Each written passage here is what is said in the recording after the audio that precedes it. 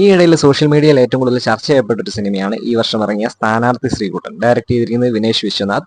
ഇത് പ്രൊഡക്ഷൻ ചെയ്തിരിക്കുന്ന budget lab എന്ന് പറയുന്ന പ്രൊഡക്ഷനാണ്. ഒരുപാട് ഷോർട്ട് ഫിലിംസ് ഒക്കെ പ്രൊഡ്യൂസ് ചെയ്തിരിക്കുന്ന ഒരു പ്രൊഡക്ഷൻ കമ്പനിയായിരുന്നു. അങ്ങനെ ഒരു ടീം ആദ്യമായിട്ട് സിനിമ ചെയ്യുമ്പോൾ ശരിക്കും പറഞ്ഞാൽ അതൊരു സ്റ്റാർസിനെയൊക്കെ വെച്ച് അല്ലെങ്കിൽ വലിയൊരു സിനിമ ചെയ്യാനേ നോക്കത്തുള്ളൂ. പക്ഷെ ഇതൊരു ചെറിയ സിനിമ എന്നുള്ള രീതിയിൽ ചെയ്തിരിക്കുന്നു. നല്ല ഒരു സിനിമയിൽ എല്ലാവരും പുതുമുഖങ്ങളാണ്. ആകെ അജു വർഗീസ് മാത്രമാണ് നമുക്ക് പരിചിതമായിട്ടുള്ളൊരു ക്യാരക്ടർ എന്ന് പറയുന്നത്. ബാക്കിയുള്ളവരെല്ലാം ഏകദേശം പുതുമുഖങ്ങളാണ്. ഇതിലെ പ്ലോട്ട് എന്ന് പറയുന്നത് ഒരു ആ സ്കൂളിൽ പഠിക്കുന്ന കുട്ടികളെയാണ് കാണിച്ചിരിക്കുന്നത്. അതിലെ 4 കൂട്ടുകാരുടെ ആ ഒരു ബന്ധത്തിനെ കാണിച്ചിട്ടാണ് പോകുന്നത്. സ്ഥാനാർത്ഥി ശ്രീകുട്ടൻ എന്ന് പറയുന്ന ഒരു ലീഡ് ക്യാരക്ടർ ചെയ്യുന്ന ഒരു പയ്യൻ.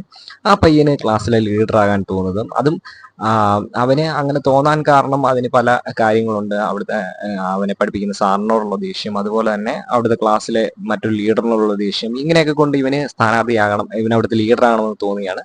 അതിനുശേഷം നടക്കുന്ന സംഭവങ്ങളൊക്കെ ബേസ് ചെയ്ത് പോകുന്നത് ഇവൻ ക്ലാസ് ലീഡർ ആകാൻ വേണ്ടിയിട്ട് ശ്രമിക്കുന്ന കാര്യങ്ങളൊക്കെ ബേസ് ചെയ്തു. നല്ല ഒരു സിനിമ, നമുക്ക് കണക്ട് ചെയ്യാൻ പറ്റുന്ന ഒരുപാട് എലമെന്റ്സ് ഒക്കെ ഉള്ള നല്ലൊരു ഫീൽ ഗുഡ് മൂവി. അതുപോലെ ഒരുപാട് കോമഡികളും കാര്യങ്ങളൊക്കെ നിറഞ്ഞ നല്ലൊരു സിനിമയാണ്. ഇത് മിക്കവരും ഇപ്പൊ കണ്ടിട്ടുണ്ടായിരിക്കും. കാണാത്തവരുണ്ടെങ്കിൽ ഉറപ്പായിട്ടും കണ്ടു നോക്കുന്നത് നല്ല സിനിമയാണ്. ഒന്ന് കണ്ടു നോക്കാം.